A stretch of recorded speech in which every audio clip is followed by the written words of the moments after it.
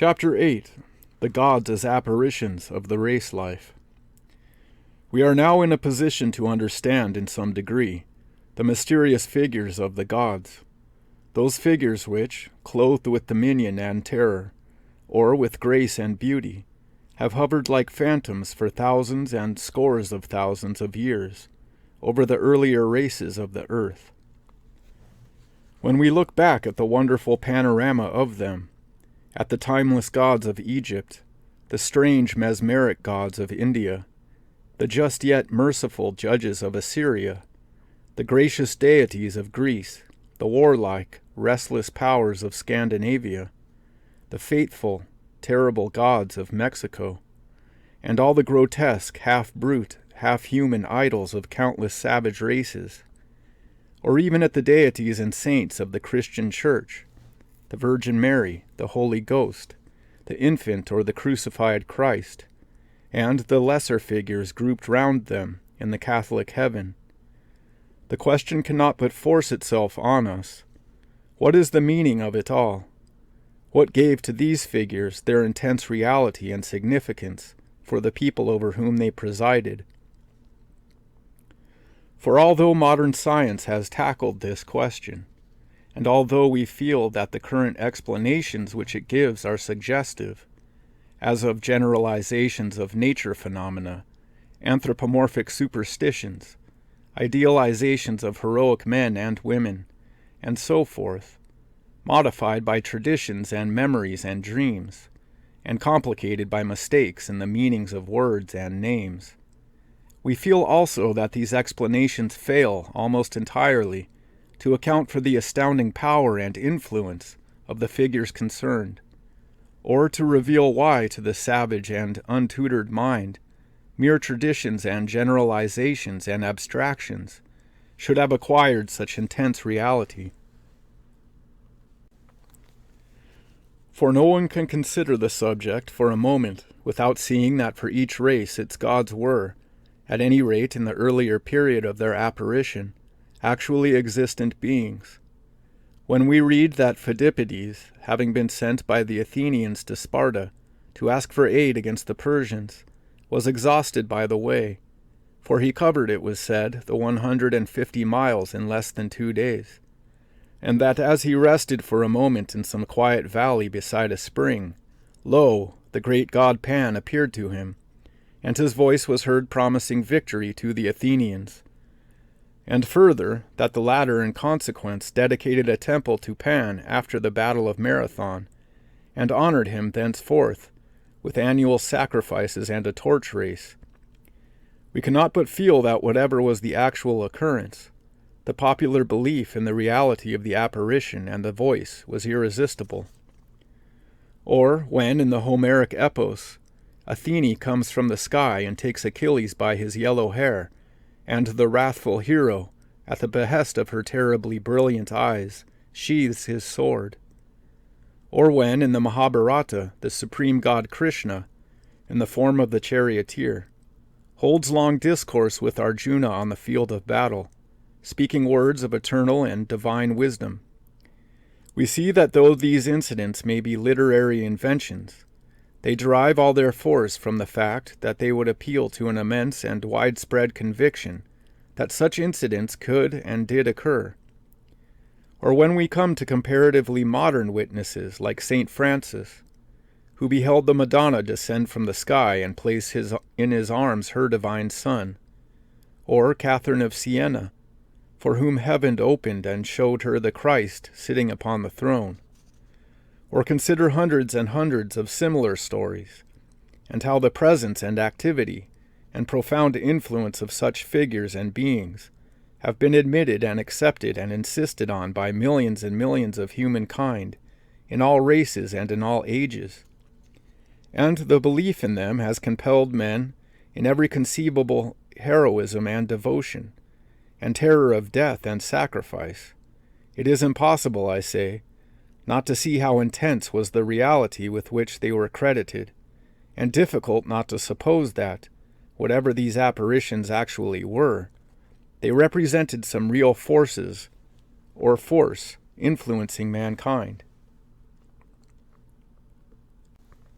After what has been said in preceding chapters, it may be guessed what my answer would be to these questions.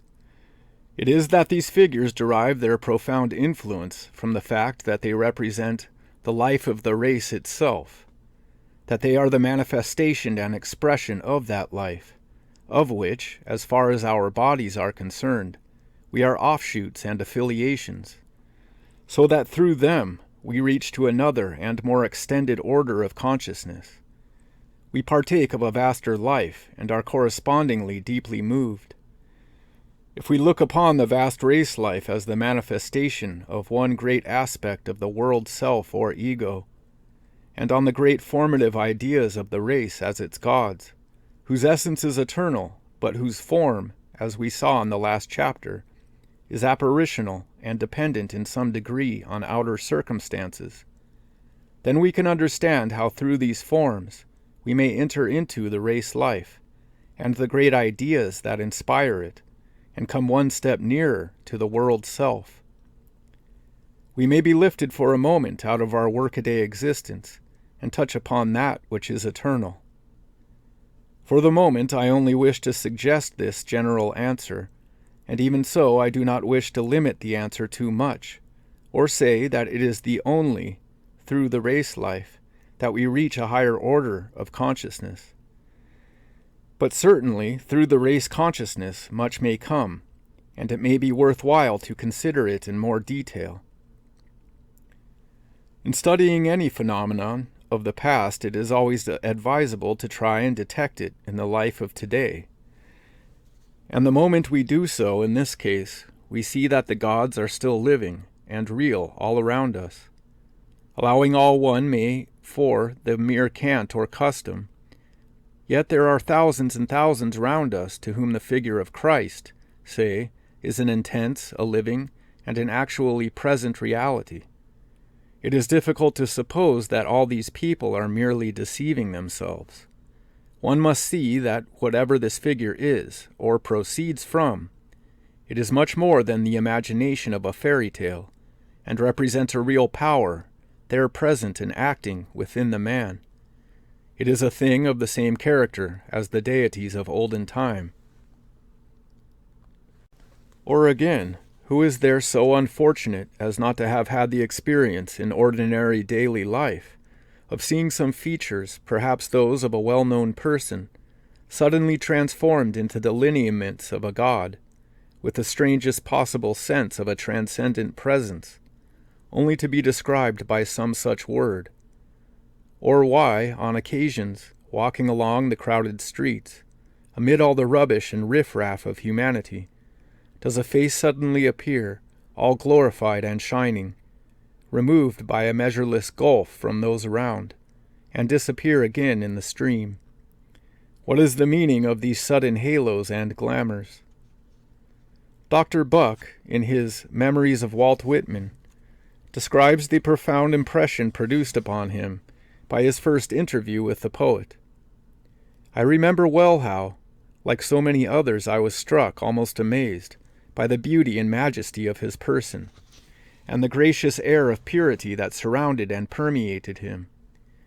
We did not talk much, nor do I remember anything that was said, but it would be impossible for me to fully convey by words or in any way to describe the influence upon me of that short and simple interview.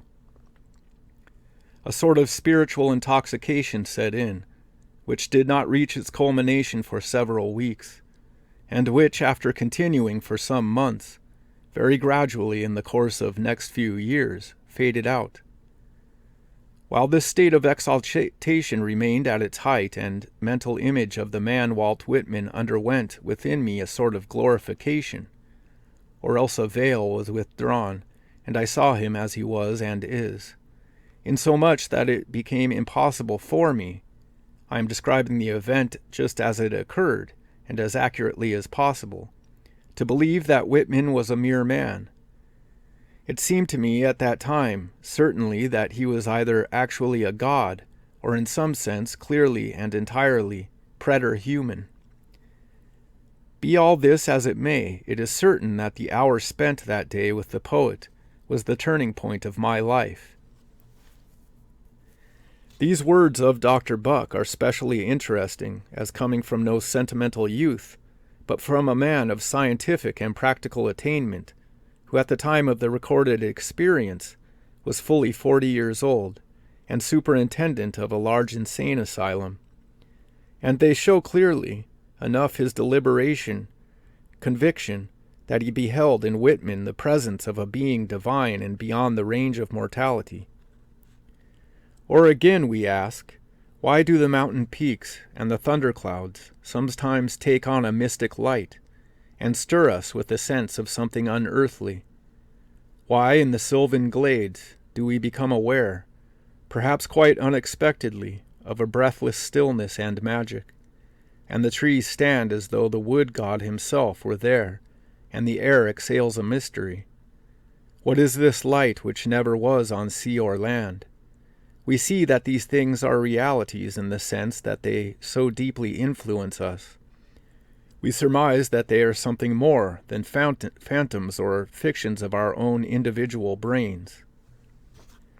I have already touched upon the effect of Plato to explain these mysteries. Plato believed in a world of absolute forms and essences, remaining beyond the reach of time. There, in company with the gods, dwelt, and forever dwell, justice and temperance and beauty and many other ideas. The soul of every man in some earlier state of being, carried round in the retinue of that special God to whom he may belong, has beheld in that heavenly world these divine essences. But fallen now to earth, it has well nigh forgotten them. Only now and then, when the man sees some fair face or figure, witnesses some heroic deed or well-balanced action, or even perceives some well-formed object, is he reminded of that which is eternal. For Plato, the explanation of the divine was easy enough. It was a recollection, faint or powerful, of things once known and seen. When you set eyes, might Plato say, upon that face in the crowd, it was not so much the face itself that was divine, though it was certainly privileged so far to resemble divinity, but that it instantly recalled to your memory the form of some god seen long ago, or far down in the mirror of the mind, to which God indeed your adoration and worship were due, and not to the mortal, or, if to the mortal, only so far as in him or her the image of the god were faintly visible. Of these celestial forms, and these are Plato's actual words in the Phaedrus, quote, few only retain an adequate remembrance, and they, when they behold any image of that other world, are rapt in amazement. But they are ignorant of what this rapture means, because they do not clearly perceive. For there is no light in the earthly copies of justice or temperance, or any of the higher qualities which are precious to souls. They are seen through a glass dimly, and there are few who, going to the images, behold in them the realities, and they only with difficulty. Thus for Plato the explanation of the light which never was on sea or land was easy enough. It was a memory of that celestial light, in which the divine ideas and heavenly beings themselves were once seen by the soul, and indeed are, according to him, ever seen, when so it may succeed in penetrating into that region where they dwell eternal. We have seen in the last chapter how it may be possible to look upon this theory of Plato's in the light of modern science and philosophy. The ideas, we saw, on their inner and essential side, are states of being, states of feeling.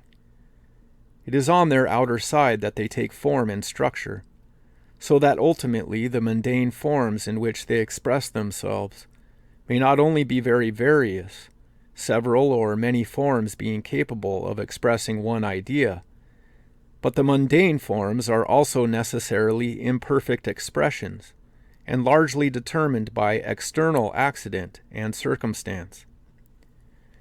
We also saw how heredity in the race comes in to stamp and accentuate the connection between a comparatively imperfect and accidental form, and the idea which it represents, and to such a degree that at the last mere momentary sight of the said imperfect form may wake the idea, or state of being and feeling, with the greatest intensity.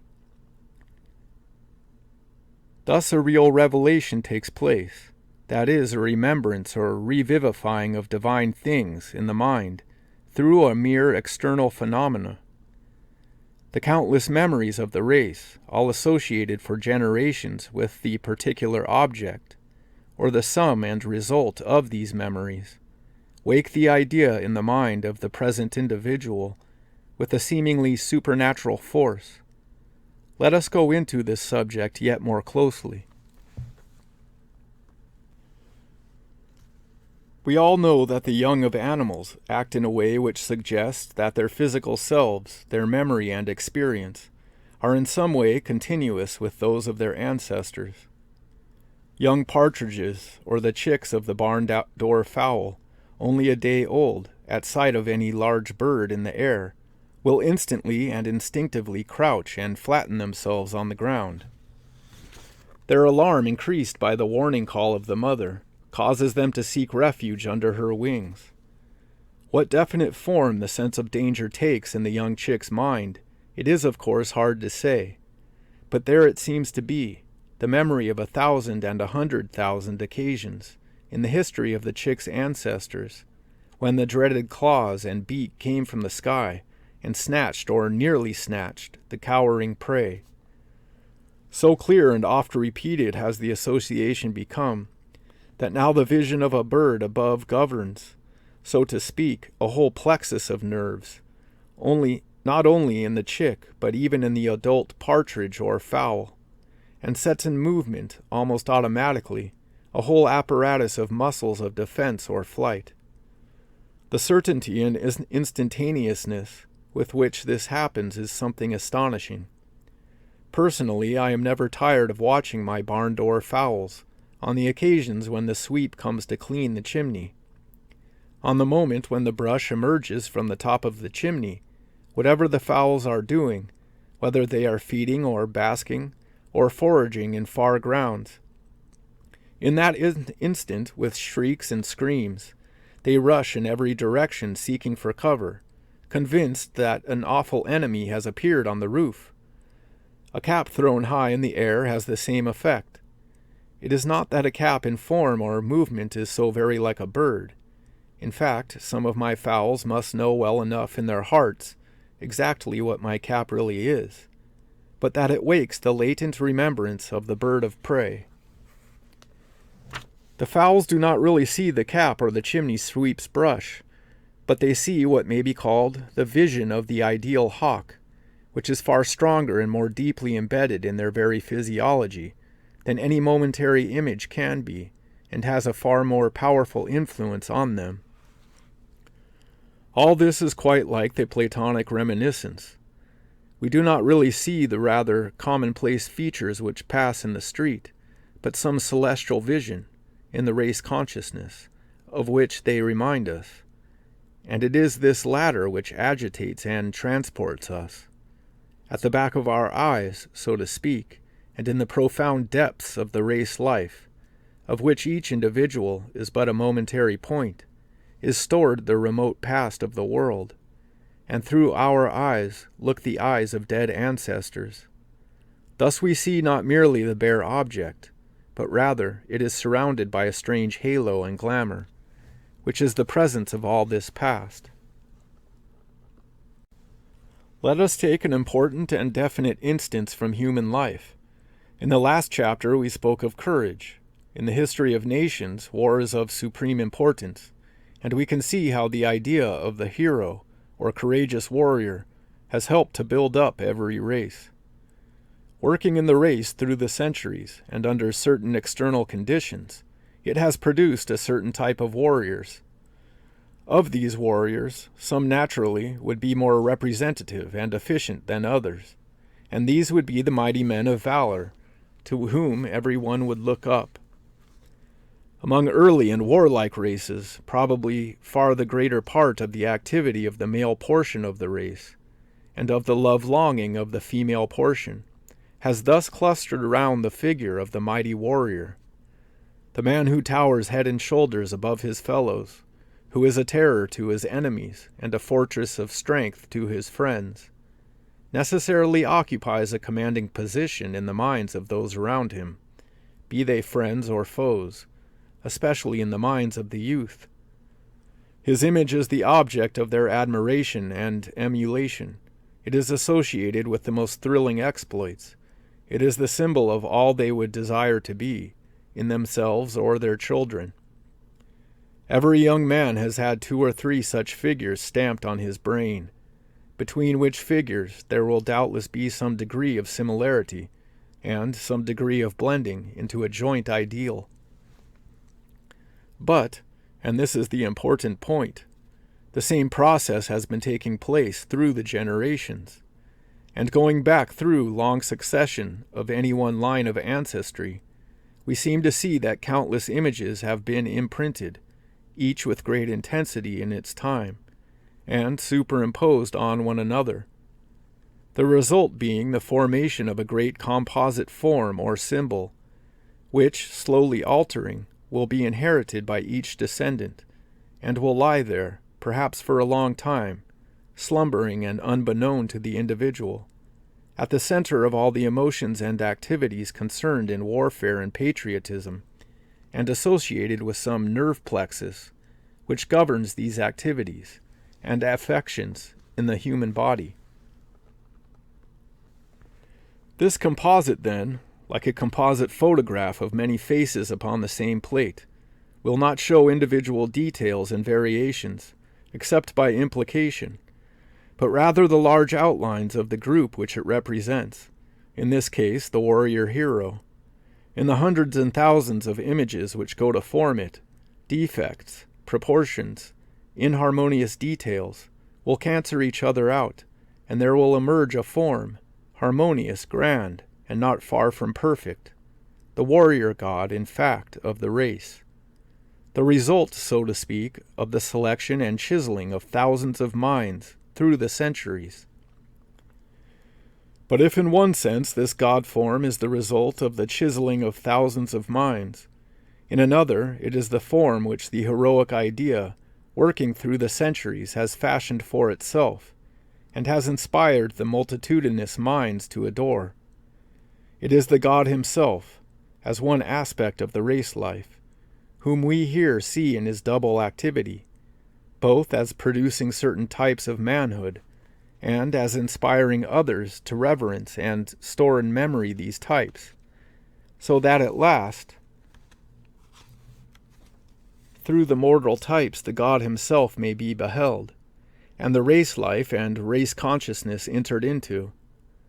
There, in its appropriate center or nerve structure of the human body, the heroic idea dwells, inspiring the blended memory of countless heroic actions, feats of bravery, struggles, defeats, triumphs, and so forth, and governing in the individual man the vast congregation of powers and activities with which it is concerned. No wonder that when the sight of a living warrior wakes this slumbering center within the youth, devotion and emulation, excitement and the ardor of heroic deeds, for him can know no bounds. Let us take another instance. There is no class of mental impressions much more powerful and persistent through all time than those connected with the relation of the sexes. For ages, thousands of centuries, the male has sought the female has sought the male. Here we are at the very center and focus of race life. Love, in this sense, means union of differentiated and opposing elements, by which the balance of race life is restored, and the self or being who is at the root of this life comes one step farther to manifestation. This titanic being, who through the ages and always working subject to some external conditions, has thrown out multitudinous types, always more or less imperfect of itself, dwells also hidden within each individual. Not only metaphysically speaking does it dwell in each individual, but through the long process of heredity, its form or forms, the race ideals or race gods, lie slumbering there, and in closest touch with all the nerve structures and potencies which have to do with the generation of the race. Then come together two individuals, whose opposite polarities and differentiations will together build an adequate expression, and instantly in each other they wake this titanic life, and the god figures belonging to it. The youth sees the girl. It may be a chance face, a chance outline, amid the most banal surroundings, but it gives the cue. There is a memory, a confused reminiscence. The mortal figure without penetrates to the immortal figure within, and there rises into consciousness a shining form, glorious, not belonging to this world, but vibrating with the age-long life of humanity and the memory of 1,000 love dramas. The waking of this vision intoxicates the man. It glows and burns within him. A goddess, it may be Venus herself, stands in the sacred place of his temple. A sense of awestruck splendor fills him, and the world is changed. He whose initiation is recent, says Plato, and who has been spectator of many glories in the other world, is amazed when he sees anyone having a godlike face or form, which is the expression of divine beauty. And at first a shudder runs through him, and again the old awe steals over him. Then looking upon the face of his beloved, as of a god he reverences him, and if he were not afraid of being thought a downright madman, he would sacrifice to his beloved as to the image of a god. And Lafcadio Hearn, who in his Out of the East and in his Exotics and Retrospectives has written much that is suggestive on this point, says this visionary figure is, quote, a composite of numberless race memories, a beautiful luminous ghost made of centillions of memories. But he adds, somewhat in the spirit of Thomas Hardy, you will now remember the beloved seemed lovelier than the mortal woman could be. In truth, as we have said before, the mortal object which wakes the ideal in our minds, and the ideal itself, though occasionally confused, are on the whole clearly distinct and separable in thought from each other. They are perceived by separate faculties. The object, so far as it is a mortal object, is perceived by the senses, by surface sight and touch and hearing, but not so the inner vision. Plato says that this state of mind, in which divine beauty is seen, and which is associated with all real love, is a, quote, mania, and that only in this condition of mania can the heavenly facts be perceived or remembered. What he seems to indicate by this, and what we in modern speech should probably say, is that it is another state of consciousness which is concerned. That is, that while the objects of the outer world are perceived by us through the senses, coordinated under the conditions of the ordinary consciousness, these ancient race memories, and the feelings and visions which come with them, belong to another order of consciousness. Indeed, it almost seems obvious that it must be so. If the existence of race memories and of feelings and visions accompanying them is allowed at all, it would seem that these things must belong in some degree to the consciousness of the race, to a less individual and local consciousness than the ordinary one. The terms mania, then, or ecstasy, which would indicate the passing out from the ordinary consciousness into the racial or celestial, according as we adopt the modern or Platonic view, would seem quite appropriate. There is one other point here. I say the outer object and the ideal memory which it wakes in the mind, though separable in thought, are for a time confused with one another. The splendors of the ideal are showered upon and invest the object. Yet dimly the mind feels that it is remembering something, and wonders to what previous experience the object is akin. Is this the explanation of that curious sense of familiarity at first sight, which is so often excited by the idealization of another person? A memory is indeed awakened, and of a figure most intimate to one's self, but slumbering deep in the recesses of one's own mind. Going back to the subject of the warrior, we see that hero worship is not confined to that form. Worship of the athlete, the saint, the king, come under the same head. In modern Europe, as in ancient Greece, the athlete excites the mad enthusiasm of crowds. In India, as in medieval Europe, romance and idealism gather at least as strongly round the saint. These are matters of race and temperament. Everywhere, with the exception of a few peoples who have advanced beyond this stage, the king is granted divine honors. No one can witness this excitement produced by royalty without perceiving that it is an instinct, like that of bees for their queen, that is, a race consciousness or sentiment. The glamour is that of an idea, an ideal king, a figure composite in the memory of the race, and to the center of its age-long hopes and fears and growth and struggle and conquest. And the glamour is readily and easily transferred to the living and actual representative, however unworthy he may be. Almost everyone recognizes that it is so. The word king, spoken to an Englishman, wakes in his conscious mind a conjoint image of a succession of sovereigns, from Alfred, say, to Edward VII. But to his subconscious self, it means far, far more than that. It means an epitome of the devotion, the fear, the awe, the confidence which every one of his ancestors felt towards the ruler of his day, and that not only as far back as Alfred, but into the almost unending past, when the relation of every man to his chieftain was far closer than now.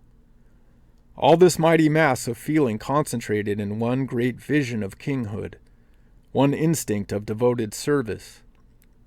It is obvious that this mass of feeling being still there, and still centered and coordinated in that particular way, it must pour itself out at some time, and the particular royalty of the day is only the excuse, as it were, for such outpouring.